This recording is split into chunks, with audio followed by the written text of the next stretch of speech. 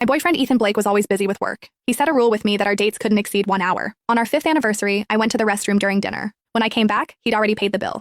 He said impatiently, "This date has already gone 3 minutes over time. I don't have time to stay with you."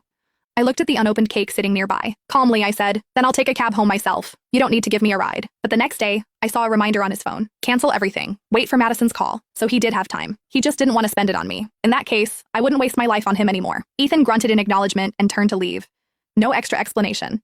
He didn't even look back at me once. The waitress approached. "Excuse me, Mr. Blake only paid for his portion." She paused, pushing another bill in front of me. "This is yours."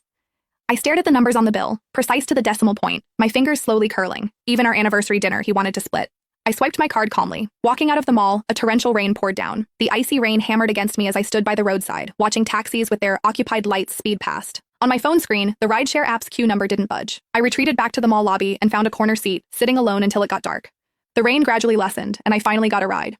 Back at our apartment complex, even the short walk left me completely soaked. I opened the door in a sorry state. The living room lights were off, pitch black. Only a box of fresh lychees sat on the dining table. I found it strange. Ethan had never bought me fruit before and didn't know I liked lychees. The study door suddenly opened. Ethan said coldly, "Why did you call me earlier?" "That was my scheduled work time. I told you not to disturb me." I gripped my phone, the screen still showing the unanswered call from half an hour ago. The rain had been pouring then. I just wanted to ask if he could bring an umbrella and meet me at the complex entrance. Now, I only said, "It was nothing." "Don't do meaningless things like that again." He dropped that line. His gaze moved to the table.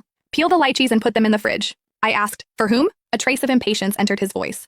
"A colleague." "Why are you asking so many questions?" "A colleague." "Who else besides Madison?" The study door closed again. The living room was dark once more. I picked up the box of lychees, peeled one, and put it in my own mouth. I didn't touch anymore, left them as they were, and walked into the bathroom.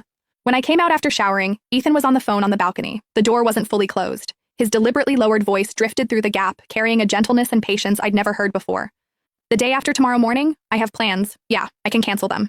Your car is more important. I'll wait for your call. Let me know when it's fixed." I leaned against the wall, staring blankly at the floor.